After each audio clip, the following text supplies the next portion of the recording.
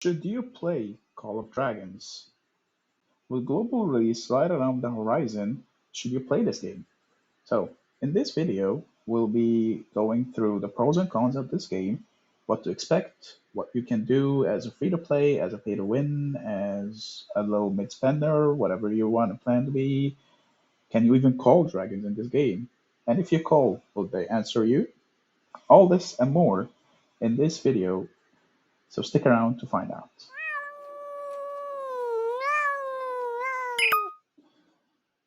What's up guys, MEOWER here back with a brand new video.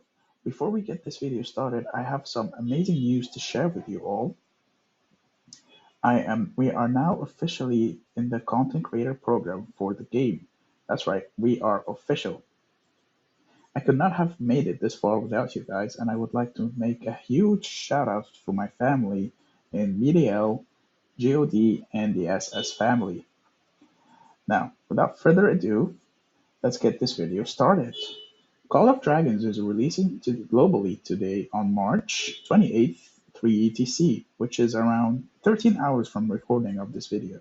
So, you should ask yourself whether if you should play this game or not. So, what is Call of Dragons? Call of Dragons is like the unofficial spiritual successor of one of the most popular games of the recent years for this genre, which is SLG MMO games called Rise of Kingdoms. So in a way, this game is one of the unofficial spiritual successors. It's also made by the same developers, Legu, and by the same publishers, Lilith Game, but under Farlight Games now. This game is, in short, amazing, right? It has all amazing features. It features a lot of new colorful commanders you can experience. Its combat system is one of the most unique in this genre I have ever seen for any game, actually, whether if you are fighting wars and you're winning or you're fighting wars or you're losing, fighting in this game is just nothing short of amazing. Now, what differentiates this game from others is that one, it's more free to play friendly. Yes, that's right. Even if no matter how big of a whale you truly are, you can't just go and solo a server because you're limited by this mechanic called stamina. That's one. Two, you have near unlimited healing. You get access to daily free healing every single day, and you get access to resource healing every single day. Three, you also get access to the policy system. The policy system is a little bit nice. It gives you some really decent buffs to military expansion, which is legion capacity, to resource gathering and resource and legion load capacity, as well as resource production in general. Also, it features the barricades, which is a brand new structure each player can build out on the map. It applies a slow and it kind of makes terrain harder to pass. So right here, this is a barricade. This is level 5, so it applies a really high slow percentage.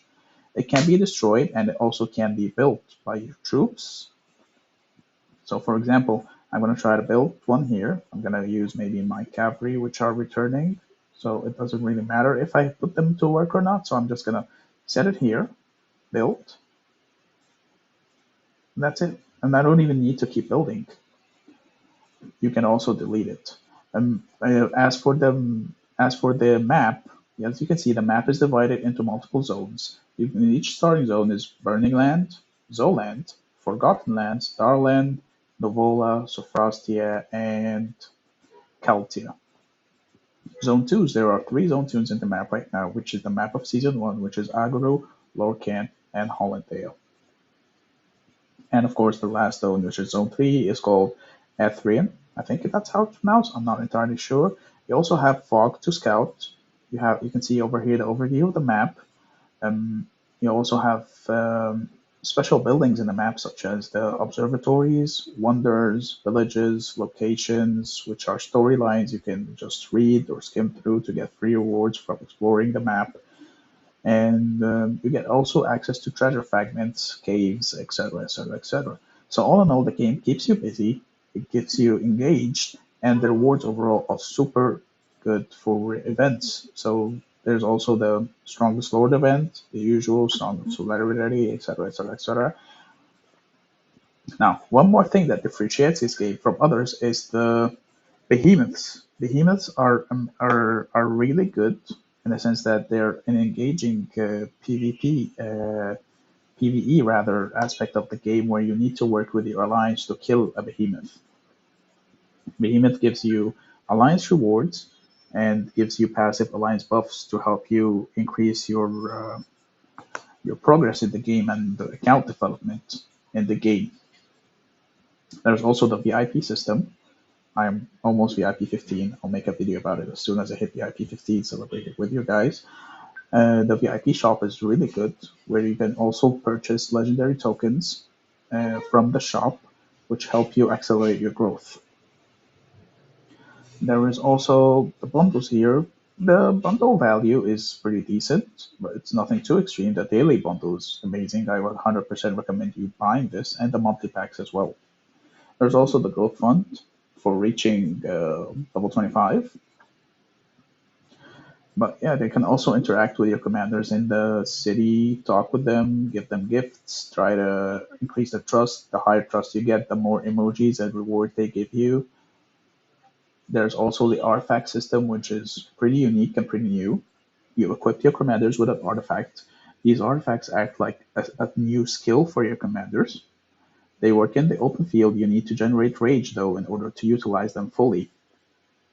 Each artifact is specialized to a certain type of unit.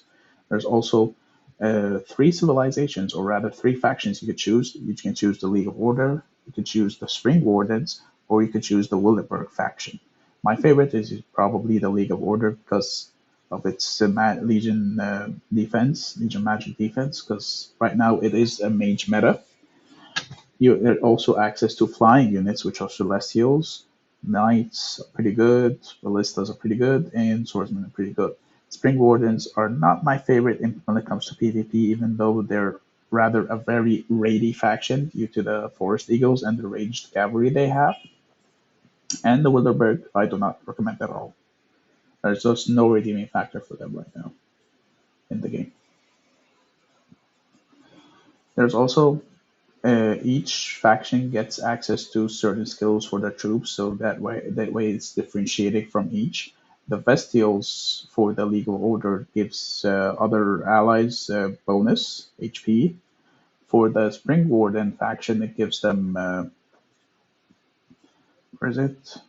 Oh yeah, it gives them increased defense, and for the Wildeburg faction, it gives them increased attack. Ballistas are pretty good as well.